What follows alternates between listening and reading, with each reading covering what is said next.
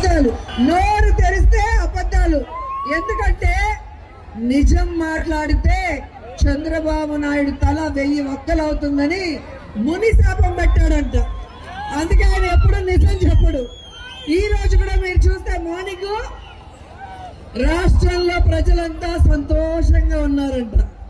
Super 6 super hit అంట. రైతులైతే అబ్బాబాబా అసలు ఆనందానికి అంతులే లేదంట. అంత సిగ్గు లేకుండా, అంత కన్నార్పకుండా అబద్ధాలు చెబుతుంటే ప్రజలు ముక్కులు వేలేసుకొని ఉంటారు.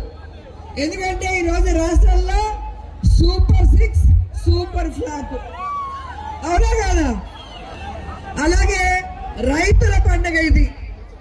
రైతులకి చంద్రబాబు నాయుడు ఏం చేస్తాడో ఒక్కటి చెప్పండి.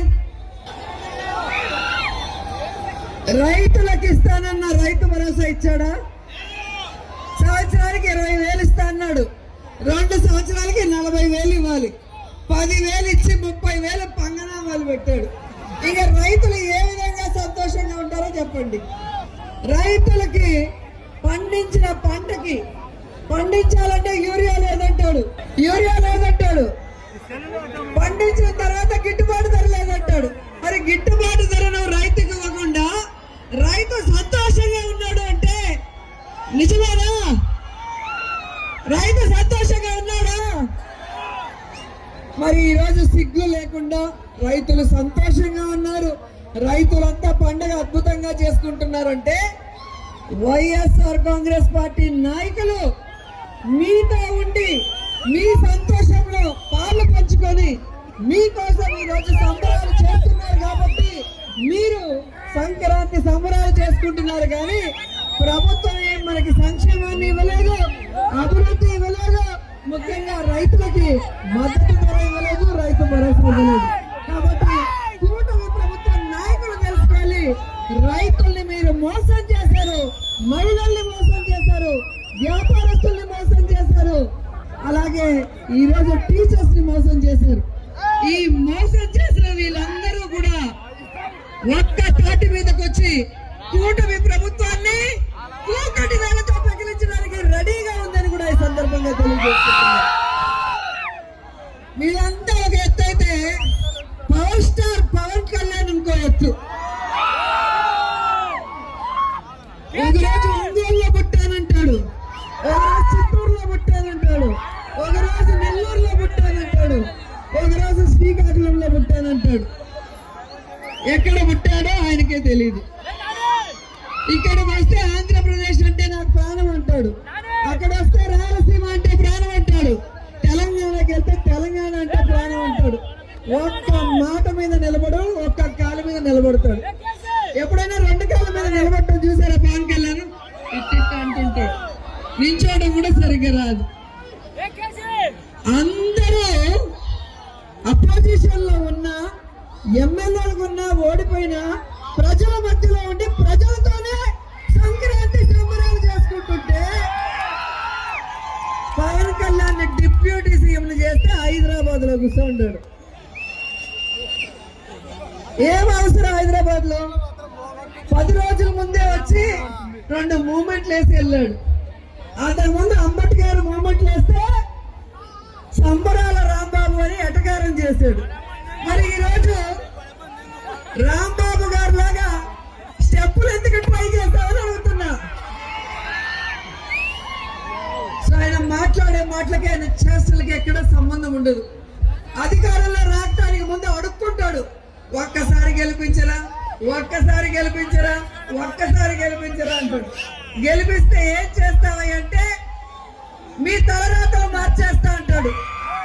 గెలిపించాక ఎవడైనా ప్రశ్నిస్తే వారి తలరాత మార్చేస్తా అంటాడు. ఇది ఎక్కడ రౌడీజమో మనకు అర్థం కావట్లేదు. ఏమయ్యా అధికారంలోకి వస్తే ప్రజలకి మంచి చేస్తానన్నావు అంటే ఆ సంగతి పక్కన పెట్టండి, నా సినిమా రిలీజ్ అయింది ఓజీ వెళ్ళి చూడండి అంటాడు. ఏమయ్యా రాష్ట్రంలో ఆడపడుచుల మీద దాడులు జరుగుతున్నాయి, రేపులు జరుగుతున్నాయి, ఆడబిడ్డల్ని ముక్కలు చేసి పడేస్తున్నారు, ఏం చేద్దాం అనుకుంటున్నావయ్యా అంటే ఆ విషయం పక్కన పెట్టండి, హరహర వీరమల్లి వచ్చింది చూడండి.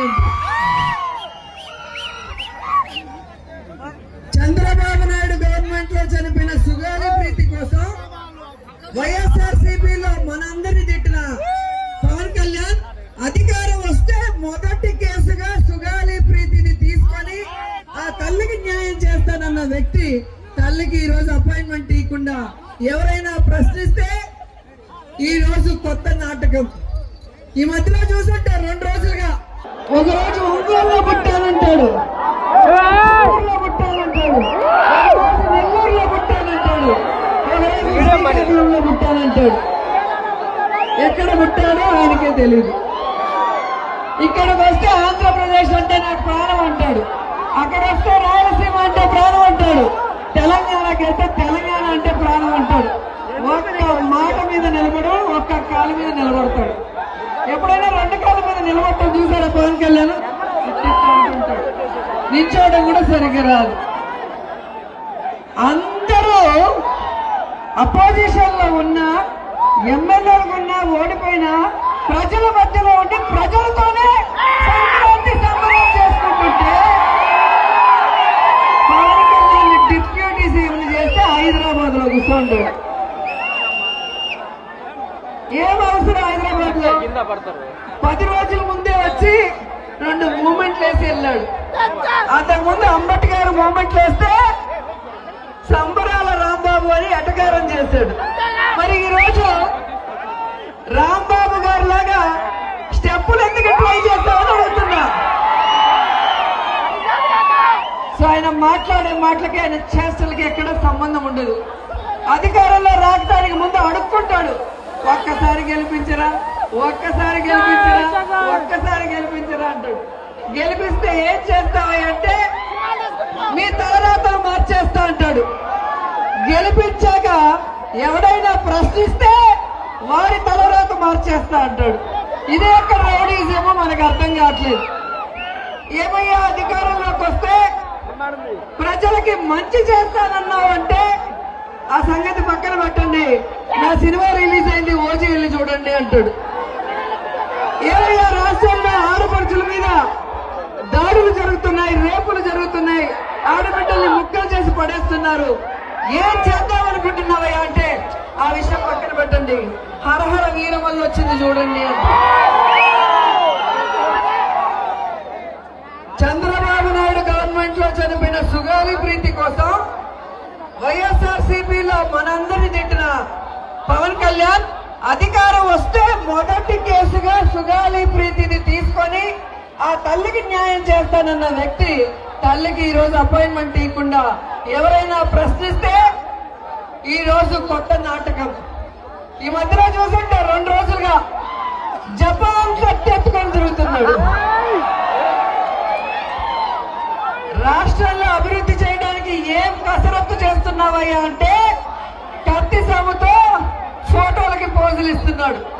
ఆయన కత్తి ఎత్తుకొని ఫోటో ఇస్తే చంద్రబాబు నాయుడుకి ఇక్కడ తడిసిపోతుంది. ఏంద్రా స్వామి, ఎన్టీఆర్కి నేను పొడిచిన టీడీఏమన్నా నాకు పొడిచేస్తానని చంద్రబాబు నాయుడు. ఈ విధంగా ఆ కూటమి ప్రభుత్వం ఒకరి తప్పుల్ని ఒకరు చూసుకుంటూ సరి చేసుకుంటూ ఒకరి ప్యాకేజీలు ఒకరు తీసుకుంటూ ప్రజల్ని గాలి కొదిలేసి రాష్ట్రాన్ని గాలి కొదిలేసి వాళ్ళ సంబరాలు వాళ్ళ సంపాదనలు చూసుకుంటున్నారు. అలాంటి వాళ్ళకి బుద్ధి చెప్పాలి.